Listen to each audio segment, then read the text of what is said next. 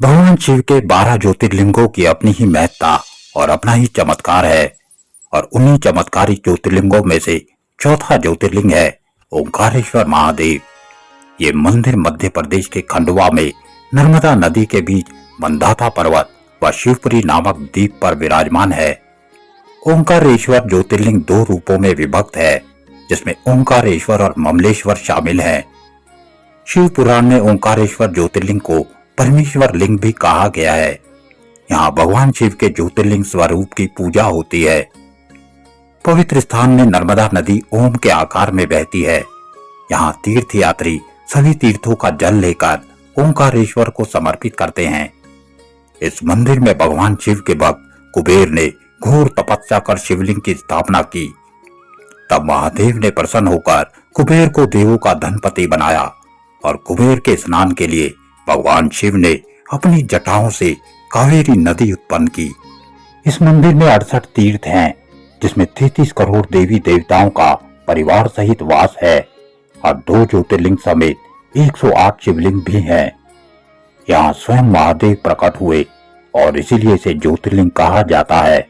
ये ज्योतिर्लिंग पंचमुखी है।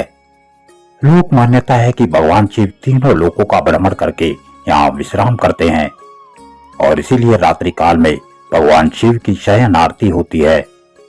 इस मंदिर से जुड़ी कथा भी इस मंदिर की तरह बड़ी ही सुंदर है। एक बार नारद जी भ्रमण करते हुए विंध्याचल पहुंचे। पर्वतराज विंध्य ने नारद जी का बड़ा आदर सत्कार किया, मगर बड़े अभिमान के साथ कहा, हे देवर्षि, मैं सभी प्रकार से समृद्ध हूँ। नारद जी विंध्याचल के इस अभिमान पूर्ण वचनों को सुनकर लंबी सांस लेने लगे। इस पर विंध्याचल ने नारद जी से प्रश्न किया, हे मुनिवर, ऐसी क्या कमी आपको नजर आई जो आपने इस प्रकार लंबी सांस ली? इस पर नारद ने जवाब दिया, हे पर्वतराज, तुम्हारे पास सब कुछ है, मगर तुम सुमेर पर्वत की तरह ऊंचे नहीं हो। सुमेर पर्वत का ऊपरी भाग तो देवलोक तक चला जाता है। ऐसा कहकर नारद जी तो वहां से चले गए, मगर नारद जी के इन वचनों से विंध्यराज अत्यधिक दुखित हो गए।